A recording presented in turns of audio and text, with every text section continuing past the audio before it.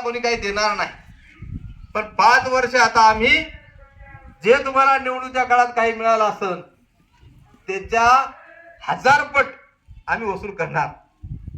आता कसं वसूल करतो मग तुम्हाला सांगतो. आता सध्या महाबोधी महाविहाराचं आंदोलन सुरू आहे बोधगयाला. महाबोधी महाविहार हे बौद्ध लोकांचं आहे, ते बौद्धाला मिळालं पाहिजे ही देशातल्या सबंध लोकांची भावना बनलेली आहे. मग मुसलमान असतील, मुस्लिम लोक पुढे येऊन सांगत आहेत की हे बौद्ध का विहार आहे उनको मिलना चाहिए. शीख लोक सांगत आहेत, ख्रिश्चन लोक सांगत आहेत, हिंदू लोक सांगत आहेत की बौद्धांचं विहार बौद्धाला मिळालं पाहिजे. सगळे लोक सांगत आहेत.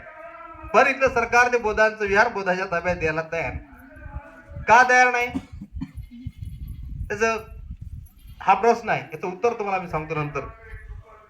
दुसरी गोष्ट, महाबोधी महाविहाराचं आंदोलन सुरू झाल्यानंतर या जिल्ह्यामध्ये एक आम्ही आव्हान केलं होतं. मी स्वतः आमच्या सगळ्या टीमने एक आव्हान केलं होतं की या जिल्ह्यातले जे लोकप्रतिनिधी आहेत, आमच्या जिल्ह्याचा खासदार नागेश पाटील आष्टीकर असतील, आमचे कळमनुरीचे आमदार सन्माननीय संतोषजी बांगर साहेब असतील, आमचे वसमतचे आमदार सन्माननीय राजू नवगरे साहेब असतील, हिंगोलीचे आमदार तानाजी मुटकुळे साहेब असतील, विधान परिषदेचे आमदार सन्माननीय आमच्या प्रज्ञाताई सातव असतील, या सर्व लोकप्रतिनिधींनी आमचा महाबोधी महाविहाराचा मुद्दा देशाच्या संसदेने नागेश पाटलांनी मांडावा आणि बाकीच्या आमदारांनी महाराष्ट्राच्या विधानसभेत तो मुद्दा मांडावा, विधान परिषदेला तो मुद्दा मांडावा, अशा प्रकारचं आम्ही आवाहन केलं. आम्ही सांगितलं, इथल्या नेत्यांना पत्र लिहिलं, पत्र लिहून सांगितलं, विनंती करून सांगितलं, त्यांच्या नावाने पत्र लिहिलं, सांगितलं की साहेब आमच्या अस्मितेचा मुद्दा आहे. आम्ही तुम्हाला निवडणुकीच्या काळात मतदान दिलं, निवडणुकीच्या काळात तुम्ही निळा रुमाल घालून आमच्या गल्लीत आले होते आम्हाला मतदान मागायला. तुमच्या विनंतीला मान देऊन आम्ही तुम्हाला मतदान दिलं. तुम्ही गाणं म्हणत होते, प्रचार सभेमध्ये तुम्ही गाणं म्हणत होते. गाणं काय म्हणत होते? नव्हतं मिळत खायला काय पोटाला, आता अंगठी सोन्याची बोटाला. आमच्या इथल्या कळमनुरीच्या सन्माननीय आमदारांना तर कहरच केला. ते तर म्हणले ज्याला जयभीम लिहायची लाज वाटती, ज्याला जयभीम बोलायची लाज वाटती, त्याला भर चौकात गाठवा आणि राकेट टाकून पेटवा, असं गाणं म्हणले. आम्ही त्या आमदार साहेबाला विनंती केली की साहेब तुम्ही आमचा मुद्दा, आम्हाला विहार भेटो की नाही भेटो ते दूरचा मुद्दा आहे, पण आमच्या भावना तुम्ही विधानसभेमध्ये सभागृहामध्ये मांडा. आमचे तुम्ही लोकप्रतिनिधी आहात, आम्ही सभागृहात नाहीत, पण तुम्ही आमचे प्रतिनिधी आहात. तुम्ही आमचा मुद्दा सभागृहात मांडा, पटलावर येऊ द्या, रेकॉर्डला येऊ द्या.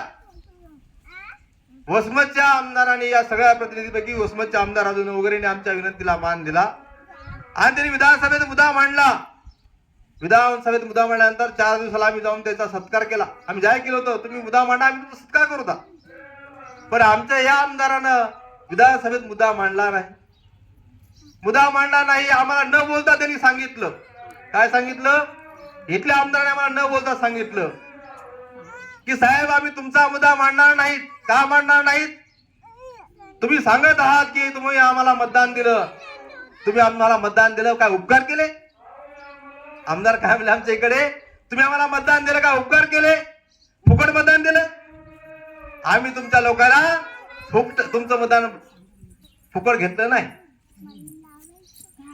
तुमचं मतदान फुकट घेतलं नाही. आम्ही निवडणुकीच्या काळामध्ये लोकांना सांगत होतो, गेल्या 20 वर्षापासून आम्ही सांगत आहोत की तुम्ही आपलं मतदान विकू नका. बाबासाहेब सांगतात मत विकणं म्हणजे आपल्या आईचं बहिणीचं दूध विकण्याच्या बरोबरीच आहे. आपल्या आईचं बहिणीचं कोणी दूध विकन काय? तो बेसर माणूस असन जो आपल्या आईचं बहिणीचं दूध विकेल.